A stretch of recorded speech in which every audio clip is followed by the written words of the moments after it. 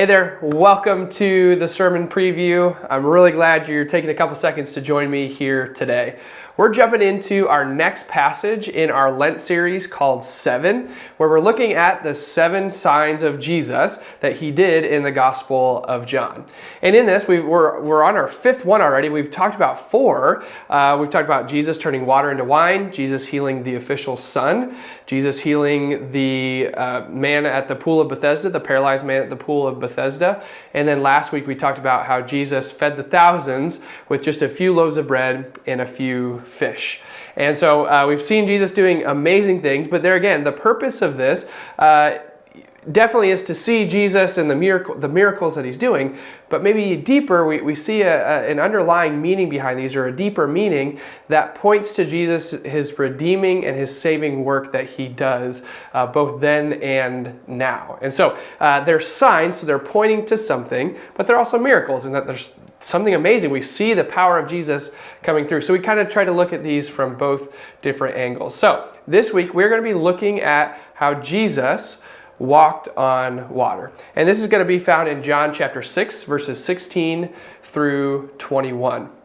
And it's interesting, we find this account of Jesus walking on water in 2 other Gospels. We see it in the Gospel of Matthew, chapter 14, verses 22 through 34. And we find it in Mark chapter 6, verses 45 through 53.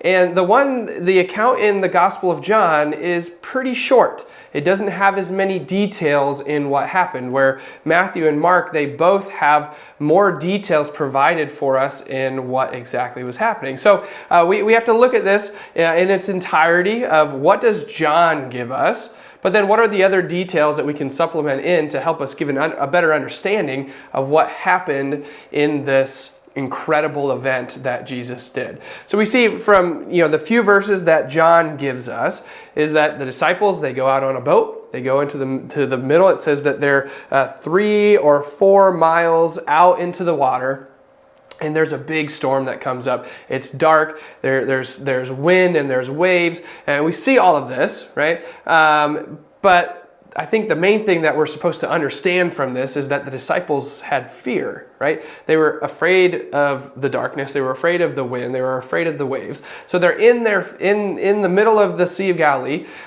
in their fear, and that is when Jesus comes out onto the water, which actually adds a little bit more fear because they didn't recognize him, and so they thought that a ghost was approaching them. And we'll talk about that a little bit more on Sunday. But they're full of fear. But yet Jesus comes to them, and by his words, when he simply says, "It is I.